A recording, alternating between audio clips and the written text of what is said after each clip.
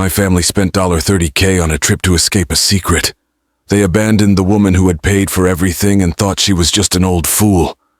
They had no idea I was about to expose their biggest lie. If you've ever had your trust shattered, this is for you. Hit subscribe and let me show you how a family's ambition led them to commit a betrayal so complete. It would destroy them all.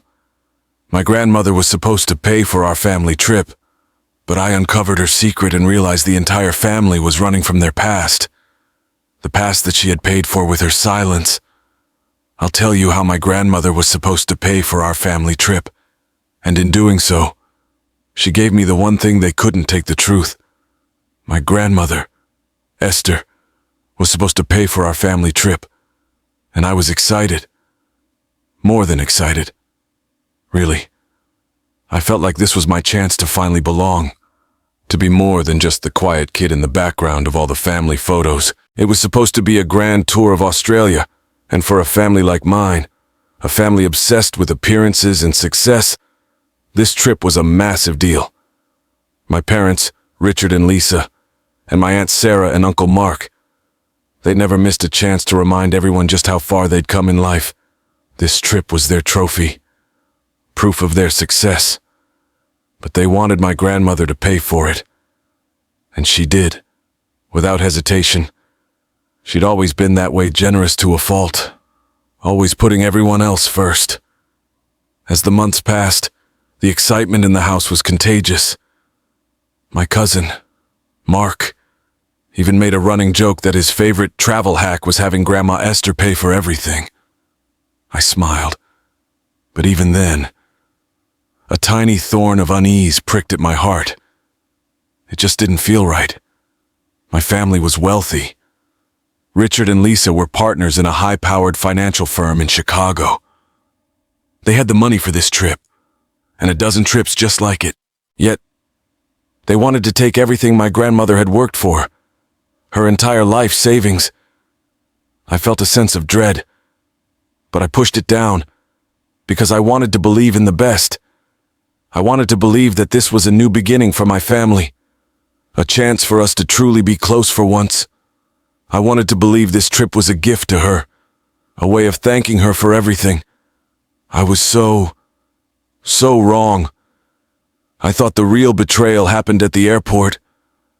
I was wrong about that too. That was just the beginning.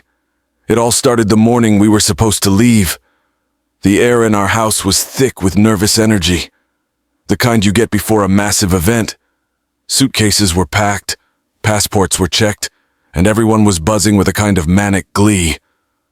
My parents, Richard and Lisa, were practically radiating with pride, telling anyone who would listen how incredible this trip was going to be. My grandmother, Esther, was the calm center of it all. She wore a simple dress and held an old, worn leather briefcase tightly in her hands.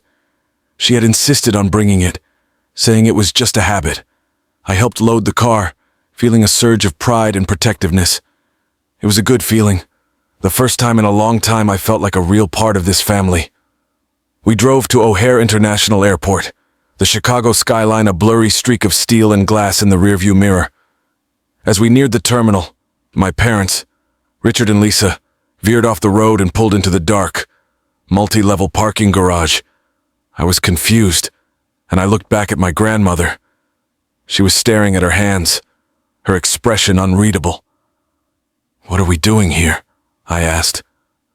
My mom turned around, her smile tight. "Just a quick stop," she said, her voice a little too cheerful. My dad got out of the car, and I watched him as he walked to the trunk and pulled out his carry-on. He didn't even look at my grandmother. "We'll be back," he called out, his voice echoing in the concrete cavern. "Eventually." And then they were gone. Just like that. Leaving my grandmother and me standing in that cold, silent parking lot. I thought they were betraying her. I thought it was just about the money and the ticket. But as I looked at my grandmother, her face pale, and her eyes filled with a terror I had never seen, I realized that this wasn't about a trip. This wasn't about a ticket. This was about something much, much bigger. I had no idea what they were really running from.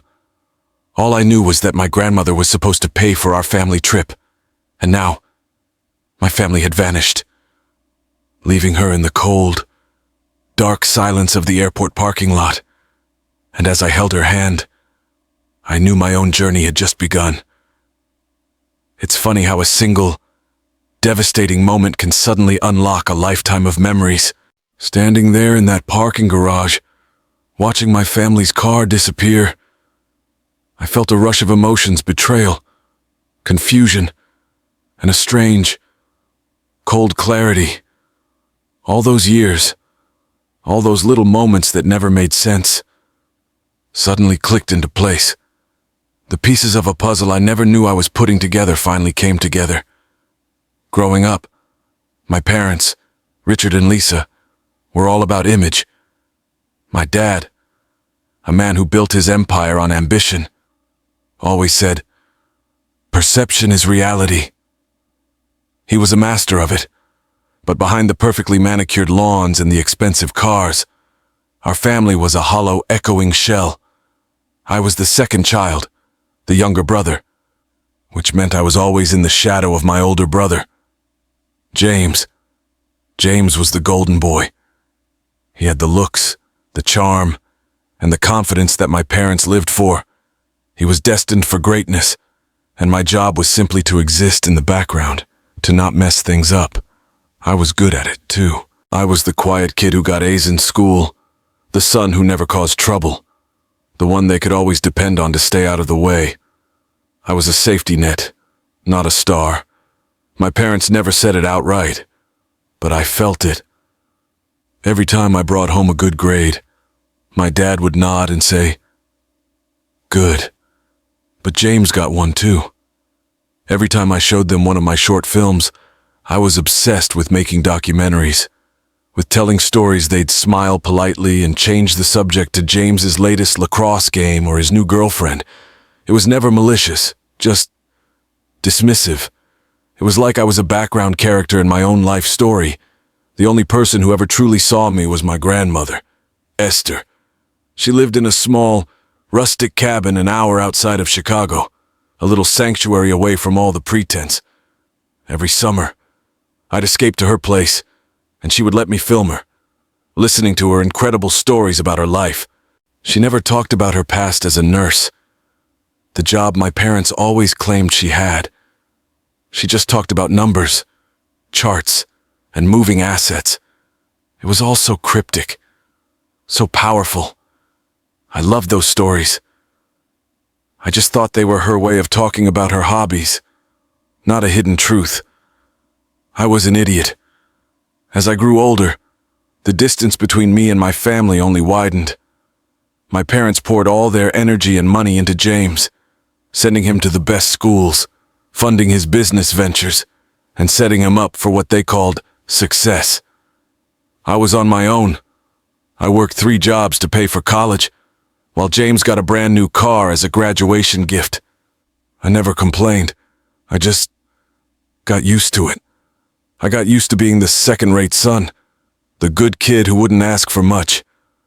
I was grateful for my grandmother's quiet support, her small, occasional checks that always arrived when I needed them most. I thought they were just her being kind. Now I know they were much more. The family dynamic was always a dance, a series of unspoken rules we all followed. My parents would talk to me about their company, a high-end financial firm, but only in the most general terms. They'd brag about their clients, their latest deals, their incredible wealth, but they would never go into specifics, never mention the details. And the one person who always seemed to know everything, who was always one step ahead, was my grandmother, Esther. They would call her late at night, whispering on the phone, their voices filled with a mixture of respect and fear. I thought she was their emotional anchor, the person they could turn to when they were stressed. Looking back, I realized she was their lifeline, a much more dangerous one than I ever could have imagined. They feared her, and that fear was the root of everything. And my brother, James, he was just a pawn A well-dressed, well-spoken pawn. He never had to work for anything, and it made him arrogant. He was my parents' project, the living embodiment of their success. He always treated me like a lower-class citizen, a poor relative who somehow got a seat at the rich kid's table. The last time I saw him was at a family dinner, just a week ago. He bragged about the trip, about how it was going to be the vacation of a lifetime. He even gave me a mock pat on the back. "Don't worry, little brother," he said, his voice dripping with condescension. "Maybe someday you'll be able to afford something like this." I just smiled, the same smile I'd been wearing my whole life, the one that said, "I don't care." But I did.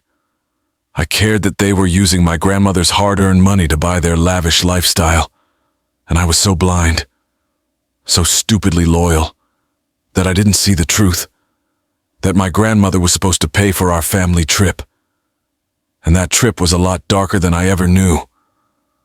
Standing in that empty parking lot now, with the cold rain starting to fall, I can finally see it all. The whispers, the fear in their eyes, the fake smiles. It was all a carefully constructed facade, a secret kept safe for years. And I, the quiet, obedient son, the one they thought they could leave behind without a word, was the only one who saw the cracks. I was the only one who knew they weren't just running from me. They were running from their past, a past that my grandmother had been trying to bury for years. And I had a feeling that buried past was about to claw its way to the surface. It was all so clear now. Every lie, every deception, every bit of my life that felt like a mistake was a puzzle piece. And I had just found the last one. After that night at the dinner table, I went back to my apartment, but I couldn't sleep. The more I thought about it, the more I felt like an actor in a play I didn't understand. I was living this life, following all the rules, and still, I was just a ghost to my own family. I realized I had to make a choice. I could continue to be the good, quiet son and watch them use my grandmother, or I could do something. I just didn't know what. Then, about a month later, fate stepped in. Grandma Esther had a minor health scare. She'd been feeling tired, and after a routine checkup, the doctor told her she needed to take it easy. Nothing life-threatening, but it was enough to stop me in my tracks. My parents, on the other hand, barely reacted. My dad, Richard, was on a business call when I told him. He just said, "Okay, Leo, glad she's fine. We'll call her later." And that was it. No follow-up. Nothing. It hit me then, in a way it never had before. They didn't care. Not really. I hung up the phone feeling sick to my stomach. This was more than just indifference. This was a complete lack of empathy. In that moment, a decision was made. I called my documentary film professor and told him I needed to take a leave of absence. He was shocked. I was one of the top students in the program. "Leo," he said, "you're giving up a semester right before your final project. Why?" I told him it was a family emergency, but the real reason was staring me in the face every time I thought of my grandmother sitting alone in her old cabin. My family was too busy with their lives, their deals, and their upcoming trip to care for her. So I packed my bags and drove out to her place in the suburbs, the little sanctuary away from the city. I thought it was the right thing to do. I didn't realize I was walking into a war zone. I gave up the career I had worked so hard for to do what my family wouldn't. This was my sacrifice, the one I didn't think twice about. My parents, of course, were furious. My mom, Lisa, called me a week later, her voice sharp as a tack. "Leo, what in the world are you doing leaving school to play nursemaid? You're jeopardizing your future." I tried to explain that Esther needed me, but she just laughed. "She's not an invalid. Leo, she's just getting old." This is an overreaction. You need to come back to the city. Your dad and I have plans for you. Their plans, I knew, had nothing to do with my happiness. They had to do with their image.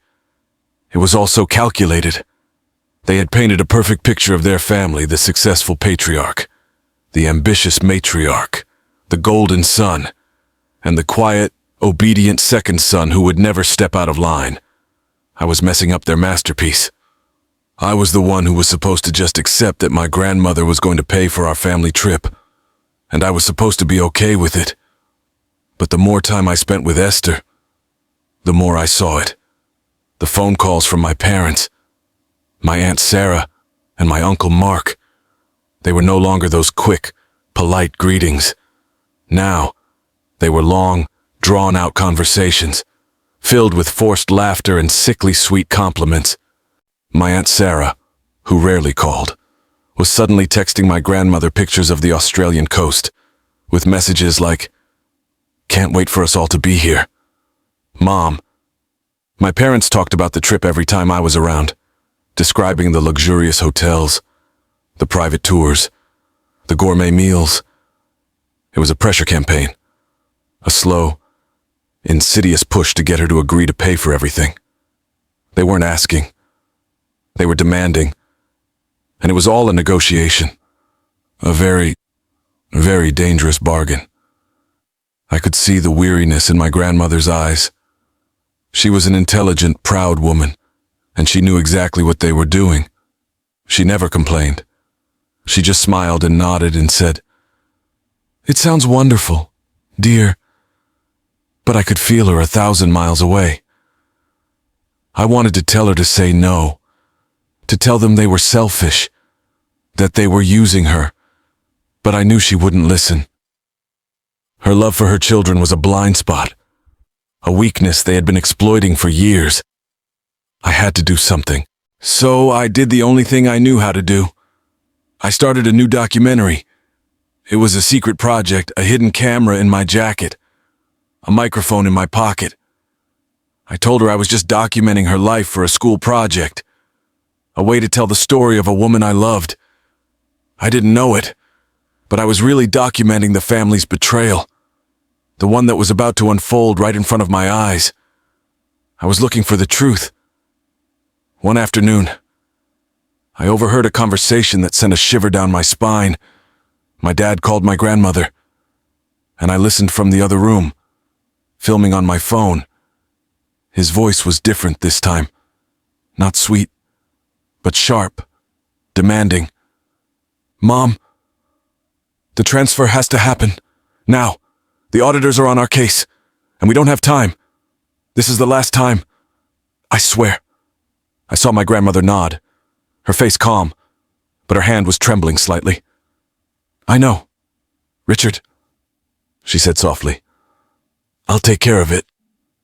My dad's voice dropped to a whisper, but I could hear it. "Just get us out of this. Mom." One last time. I froze. Auditors. Last time. This wasn't about a trip. This wasn't about money. This was about something much bigger, something a lot scarier. This was about a secret.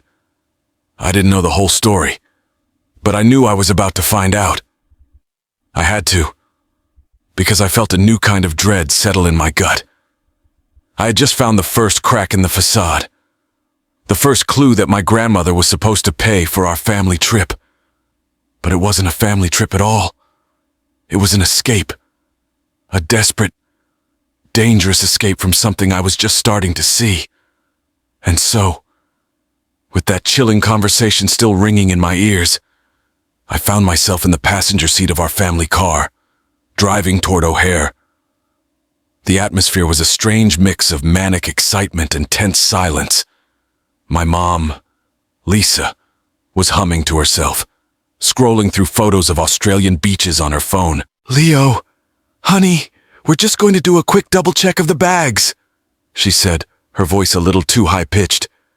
"You and Grandma Esther can wait here." That was the moment it all started to feel wrong. The air in the car thickened with unspoken words. My dad and Mom got out, opened the trunk, and pulled out their own bags. They didn't even look at us. They just started walking away. "Dad, Mom!" I called out, my voice cracking slightly. My dad turned around, and for a second, I saw the fear in his eyes, the fear I had seen at home. But it was quickly replaced by something else, something hard and cold. "We'll be back," he said, his voice flat. "Eventually." And just like that, they were gone. The silence that followed was a physical presence. My grandmother's hand tightened on the briefcase. She didn't say a word. She just stared out the window at the empty space where the car had been. It was then that I looked at her, really looked at her, and I saw something I had never seen before.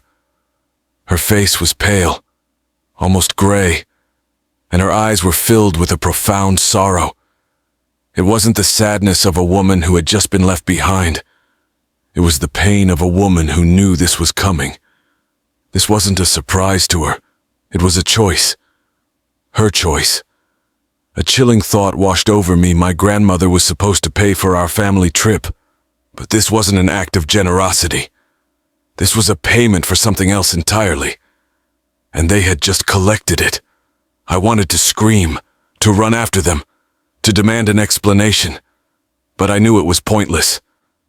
They were already gone, a ghost in the vastness of that parking garage. My phone buzzed in my pocket. It was a text from my mom. "You and Esther should go home now. We'll be in touch. Don't call." The finality of the message felt like a slap in the face. I was enraged, but not just at my parents. I was angry at myself. I had seen the signs, heard the whispers, and I had done nothing. I was a documentary filmmaker who couldn't see the story unfolding in front of his own eyes. The story that had a much darker plot than a family trip. I looked at my grandmother, and for the first time, I felt a wave of empathy for her. I had always seen her as this strong, unbreakable force, the rock of our family. But now, in that moment, she looked frail and old. A woman who had given everything she had, only to be left with nothing. I knew I couldn't let this stand. I pulled my camera out of my backpack, the one I had been using to document her life. "Grandma," I said, my voice trembling, "I need you to tell me everything. Everything. The truth." She looked at me, a flicker of something in her eyes. It was a mixture of fear and pride. She didn't say anything, but she didn't stop me. As I began to film, I knew I was no longer just a spectator. I was a witness to a crime. I had no idea what was in that briefcase, but I knew it was the key to everything. The key to her past, and the key to my family's future. I had just found the central piece of a puzzle I never wanted to solve. But I had to, because now, it was personal. This wasn't just about an old woman being left behind. It was about a family that was ready to run from their secrets. A family that had finally pushed their luck too far. And I was going to be the one who exposed them, standing there in that cold, echoing parking garage. I had a sudden, terrifying realization. This wasn't just about a family trip or a forgotten ticket. My family had just fled the country, and they had taken my grandmother's briefcase with them. The briefcase that held a secret that had haunted them for years. I looked at my grandmother, her face ashen, and I felt a wave of cold fear. Was she in danger? Was I? I didn't know the answer. All I knew was that I couldn't just stand there and do nothing. I had to find out the truth. I hailed a cab and took my grandmother back to her cabin. She didn't say a word the whole way, just stared out the window, her hands clenched in her lap. I felt like I was holding a ticking time bomb. When we got to her place, I made her a cup of tea, trying to act normal, trying to pretend that nothing had happened, but I couldn't. The silence in the house was deafening. I looked at her, and she finally spoke. her voice a whisper. "They're gone. Leo," she said, her voice filled with a profound sadness. "They're finally free." I didn't understand. Free from what, Grandma? "What are you talking about?" I asked, my voice trembling. She just shook her head, tears welling up in her eyes. "You don't need to know. Leo, it's my burden, not yours."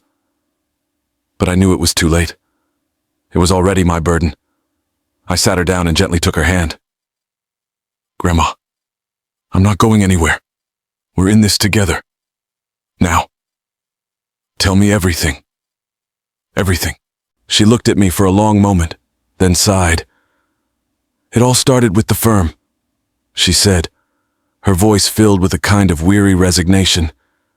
"Your father and his siblings. They had a dream, a big one. They wanted to make it big in Chicago, to build an empire. But they didn't have the capital. They were in too deep, and they needed a way out." And then she told me the story.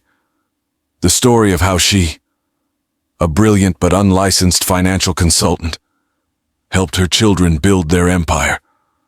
How she used her knowledge of loopholes and dark markets to get them the money they needed. The money that fueled their ambition, that paid for their expensive cars and their lavish homes. The money that had a hidden cost. She had been their fixer, their secret weapon, the one who cleaned up their messes. And the $30,000 she had transferred wasn't a gift. It was the last payment to a very dangerous person who had been threatening to expose them all. The trip to Australia wasn't a vacation. It was an escape, a way for them to disappear before the news hit. And the briefcase. The briefcase was filled with the documents, the proof, that would destroy them all. And they had taken it with them. I felt like the ground had just collapsed beneath me. I had always thought they were just greedy. But they were cowards too. They were running from a past they had built themselves, and they were willing to abandon the very person who had saved them. I felt a surge of cold fury. They had messed with the wrong person. I was no longer a spectator. I was a player, and I was going to win. I wasn't just doing this for my grandmother. I was doing it for me, for the boy who had been ignored and dismissed his whole life. I was going to prove that I was more than just a background character. I was the protagonist. The first thing I did was call the one person I knew I could trust, my friend, Mia, who was a data journalist. She was a genius with numbers and had a nose for a good story. I told her everything, leaving out the personal details, focusing on the financial fraud. She was shocked, but she was a professional. "Leo, this is huge," she said, her voice filled with a kind of journalistic glee. "This could be the biggest story of the year." We started to dig, to follow the money trail. We spent days in front of the computer, going through old news articles, searching for anything we could find on my parents' company. And we found it. A small, almost unnoticed article about a financial audit. It was the lead we needed. We had found the smoking gun. My family's secrets were not safe. Not with me. And they had no idea what was coming for them. The game had just changed. And I had the perfect weapon. My camera. The next morning, Mia sent me the full report. It was a masterpiece of investigative journalism. She had found news reports of the financial audit on my father's firm, the public record of the transfer, and even a few hushed-up lawsuits from a decade ago. It was all there, a mountain of evidence that could bury my family forever. I sat at my grandmother's kitchen table, the papers spread out in front of me, and felt a cold, hard sense of purpose. This wasn't just about getting revenge. This was about justice. I opened my phone and sent a single text message to my parents, my aunt, and my uncle. It read, "The audit is public. Let's talk. You know where to find me." I didn't have to wait long. The flight from Australia was a little over 20 hours, but a few hours later, I got a frantic call from my dad. "Leo, what is this? What audit? What are you talking about? His voice was a mix of panic and fake bravado. It's all right here, Dad, I said, my voice calm, almost emotionless. The truth. I have the documents, the proof. You have 24 hours to get to Grandma Esther's house. I want to talk. Just the four of you. And me. He tried to argue, to threaten, to plead, but I just hung up. I was no longer the quiet kid who got pushed around. I was the one holding the cards. I was the one with the power. The next day, they came. The car pulled up to my grandmother's cabin, and I watched from the window as they all got out. They looked different. Tired. Shaken. The glow of their luxurious vacation was gone, replaced by a grim, exhausted pallor. They walked up to the front door, and I opened it. I didn't smile. I didn't say hello. I just motioned for them to come in. The room was silent, a thick, heavy silence that hung in the air. My parents sat on the sofa, my aunt and uncle in the two armchairs, and I stood in front of them, an old, dusty box in my hands, the box where my grandmother had kept her old business records. So, my dad began, his voice hoarse. What is this? Leo, are you trying to blackmail us? I just shook my head. No, Dad, I'm trying to find the truth, the one you tried to bury in a parking lot. I opened the box and took out a stack of papers. The documents. The evidence. I know everything, I said, my voice low and steady. I know about the financial audit. I know about the missing money. I know about the trip. And I know about the briefcase. My mom, Lisa, gasped, her hand flying to her mouth. My dad's face was as white as a sheet. What briefcase? He stammered. We don't know what you're talking about. I just smiled. Don't you? It's the one you took from her at the airport. The one filled with the documents that would prove your financial fraud. The one that would send you all to prison. The one that was going to disappear on your trip to Australia. My Aunt Sarah started to cry, her face buried in her hands. My Uncle Mark just sat there, his eyes wide with fear. My dad stood up, his face red with fury. You can't prove anything, Leo, he said, his voice trembling. It's our word against yours. You're just a kid. Nobody will believe you. I just laughed, a bitter, hollow laugh. Oh, I think they will. Dad, I'm a documentary filmmaker. I have a journalist on my side. I have a timeline of your phone calls to Grandma Esther. I have the financial records. And I have a video of you all leaving her in the parking lot, just a few feet from where I was standing. I pulled out my phone and played the video I had secretly filmed that day. The one that showed them getting out of the car, getting their bags, and walking away. The one that showed my dad saying, "We'll be back, eventually." My mom, Lisa, looked up at the phone, her face crumpling in shame. You filmed us, she whispered, her voice barely audible. It was over. The game was over. I had won. My dad sat down, his head in his hands. He was defeated. Okay, Leo, he said, his voice a broken whisper. You win. What do you want? I looked at him, at all of them, at the people who had abandoned me and my grandmother, and I felt nothing. No satisfaction, no revenge, just a cold, hard sense of emptiness. I want the truth, I said, my voice firm. I want you to tell me everything. Everything. And so he did. My father, Richard, confessed to it all.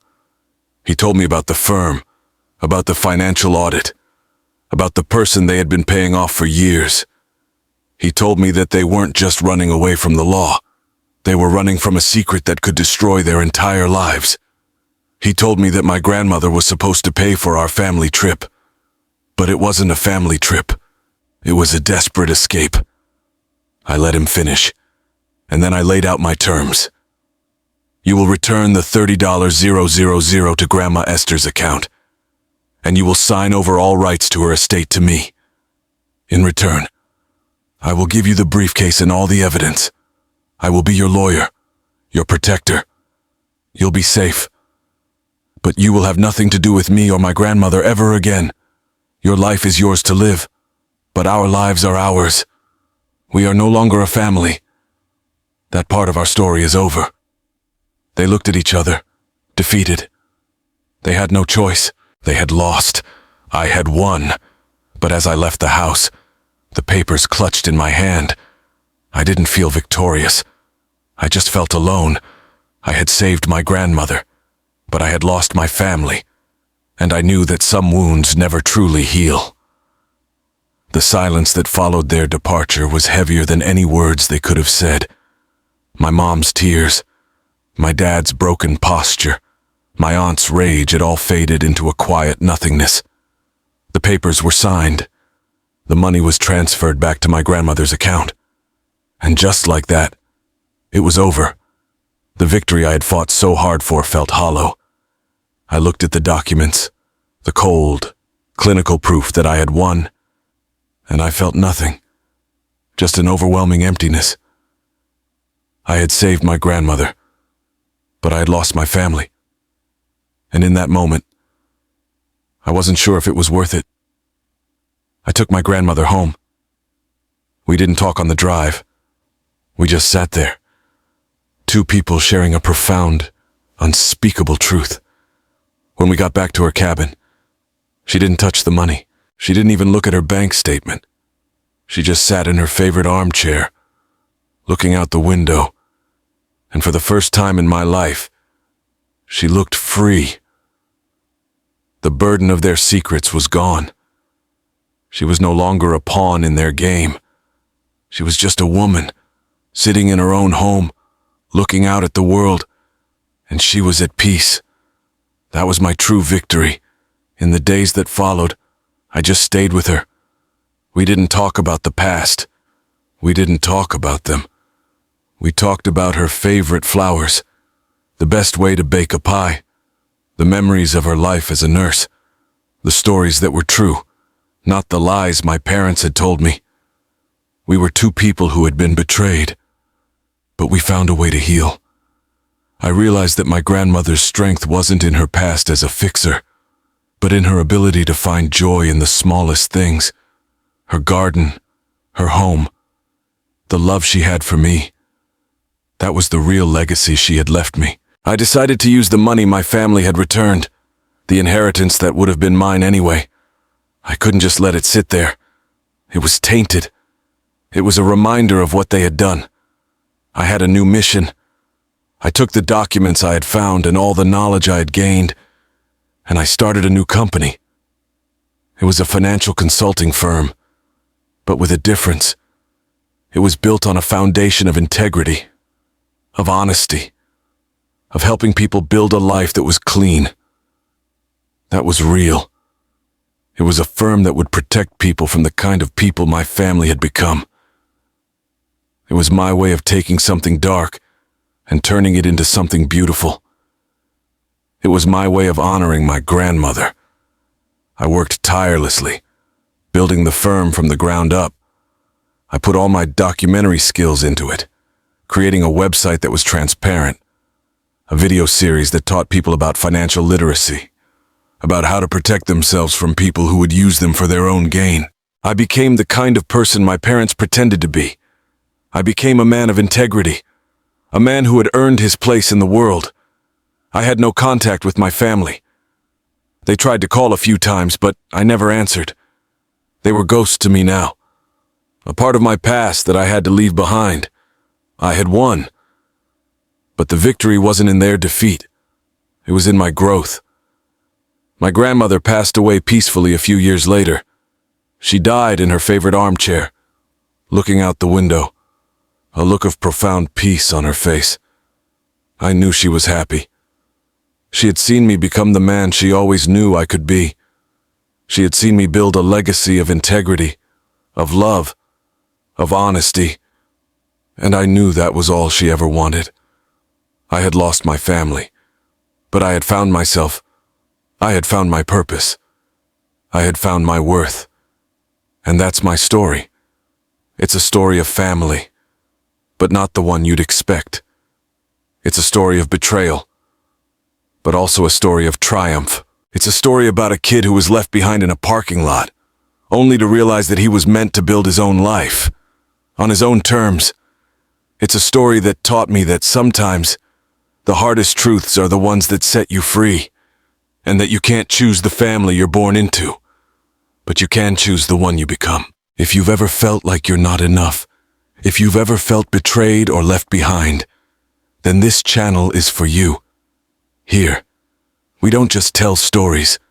We show you how to find your voice, how to fight for what's right, and how to build a life of integrity, even when it feels like the world is against you.